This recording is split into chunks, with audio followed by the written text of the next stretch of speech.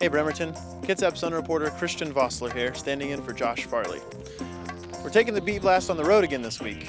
And for this special edition, I'm in Kingston, where Kitsap Transit's planning to launch a fast ferry to downtown Seattle sometime later this year. The addition of a fast ferry is going to mean some pretty big changes for this North Kitsap community. And as always, I've got 5 stories to tell you about that'll detail a few of them. Stick with us.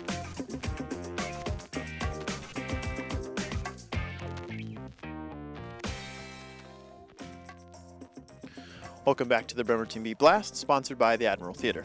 Story number 1 this week is all about the Kingston Fast Ferry. In 2016, voters approved a sales tax increase to pay for a fleet of passenger-only ferries between Kitsap County and Seattle. And last summer, Bremerton service got started, and Kitsap Transit's been working all year to try and get Kingston off the ground. I spoke with Kitsap Transit Executive Director John Clausen about what work has been done and what still needs to be finished before service can begin. Well, as far as vessels are concerned, we've done a couple things. First off, we purchased a used vessel from New York Waterways in New York City. That vessel now is in our possession, and the crews are doing training on it and getting ready to actually implement the service. Along with the Port of Kingston, they've been doing a lot of refurbishment of the float itself. That's where we're going to be tying up in Kingston and operating our service from. That particular barge is just coming to completion of its refurbishment. It will be brought back into the Kingston area and connected up to the piling probably by the end of this month. Those are the major components that we need before we'll be able to announce the start date. Story number 2 this week is a look at the MV Finest, the vessel that Kitsap Transit purchased to run the Kingston route. The Finest has been undergoing extensive renovations at Nichols Brothers Shipyard on Whidbey Island since March and was just delivered to Kitsap Transit last week. The vessel was built back in New York by Director Shipyard and was in operation, and then on that fateful day, 9/11, it was pressed into service helping people evacuate from Manhattan. When Kitsap Transit got it, the boat was not in very good shape at all. What we have today is essentially a new boat. All the machinery has been either replaced or complete update to them. All new seating, carpeting, and it's very, very quiet. We rode down last week from Langley, and it was a whisper. Coming down from Langley, the boat was going 35 knots a number of times. That's not what we'll operate at. The schedule's based on 28 knots and 39-minute crossing. What people are interested in is the sustainability, the reliability, and one of the great things that's happening now, we've got a backup boat, the Melissa Ann, so that their confidence in changing commute patterns, because it's difficult to change people's commute patterns, and I think that's will be one of the reasons for our success is that reliability. Story number 3 this week. How are businesses in downtown Kingston preparing for the arrival of the Fast Ferry?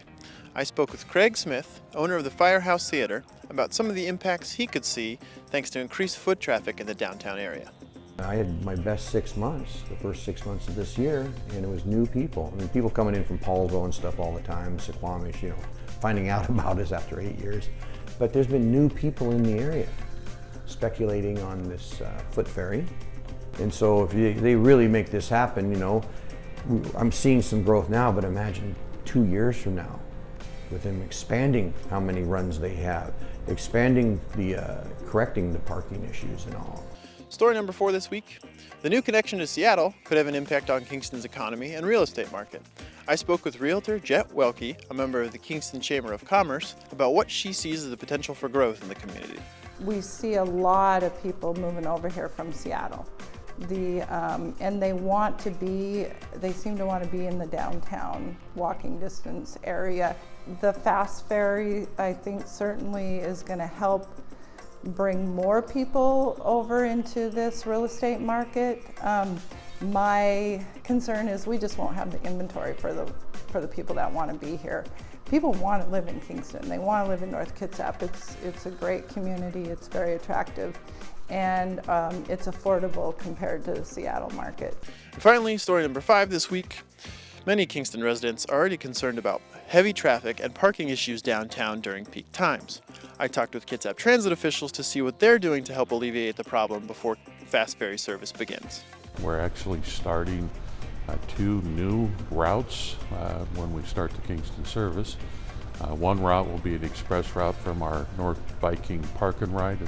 We have a second route that will be originating from park and ride spaces that we have in conjunction with the Suquamish tribe at the casino park and ride there on 305. And then we're also going to be implementing what we refer to as a demand responsive service for the greater North Kitsap area. And that is basically people will be able to call us a day in advance, tell us where they live, what ferry they would like to travel on, and we'll schedule buses to come pick them up either at or near their home. And finally, what's on tap for your weekend? Brought to you by Silver City Brewery and Taproom. Microbrews for Martha and Mary is a month-long fundraiser here in Kingston.